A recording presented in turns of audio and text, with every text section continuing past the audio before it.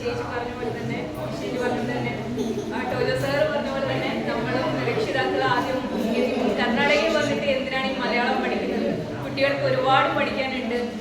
അപ്പം മലയാളം കൂടെ അവർക്ക് ബുദ്ധിമുട്ടാവുമല്ലോ എന്ന് വിചാരിച്ച് നമ്മളും ബാക്കിലേക്ക് നിൽക്കുകയായിരുന്നു.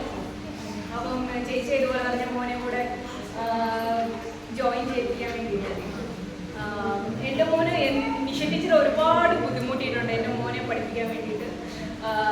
ഫസ്റ്റ് ഓഫ് ഓൾ അവൻ എന്ത് ചോദിച്ചാലും ടീച്ചർ മലയാളത്തിൽ പറയുമ്പോൾ അവൻ ഇംഗ്ലീഷിലായിരുന്നു സംസാരിച്ചുകൊണ്ടിരിക്കുന്നത്. ഒരു 6 months കഴിഞ്ഞപ്പോഴാണ് നല്ല ഡിഫറൻസ് ആയി.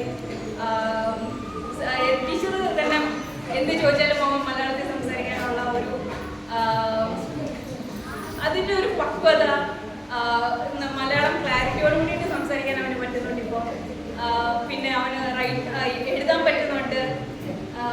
ഞങ്ങൾക്ക് കഴിഞ്ഞ ദിവസം ഭയങ്കര അഭിമാനമായി, അവൻ്റെ ബോർഡ് വായിക്കാൻ തുടങ്ങി.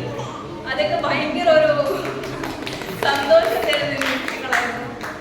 ഇപ്പം ഭയങ്കര ഇൻട്രസ്റ്റ് ആയിട്ട് കവിത പഠിക്കുന്നുണ്ട്. ഇപ്പം നമ്മൾ വീട്ടിൽ തന്നെ മലയാളം മൂവി കാണാൻ വേണ്ടിയിട്ട് അവന് ഭയങ്കര ഇൻട്രസ്റ്റ് ആണ്. എല്ലാം കൊണ്ടും നമ്മുടെ ഒരു റെമ്യൂണറേഷൻ മേടിക്കാതെ നമ്മുടെ teachers, Neethu teacher, Nisha teacher, Jisha teacher, Sandhya teacher, ഇവർ 4 പേരും നല്ല എഫോർട്ട് കൂടിയിട്ടാണ്. സൺഡേ അവർക്ക് എന്തെല്ലാം പരിപാടികളുണ്ടാവും, അവരെല്ലാം ഉദ്ദേശിച്ചിട്ട് നമ്മുടെ കുട്ടികൾക്ക് വേണ്ടിയിട്ട് ഇവിടെ വന്ന് നിൽക്കുന്നതിൽ, ഇവിടെ വന്ന് അവരെ പഠിപ്പിക്കാൻ പറ്റുന്നതിൽ ഒരുപാട് നന്ദിയുണ്ട്. Thank you.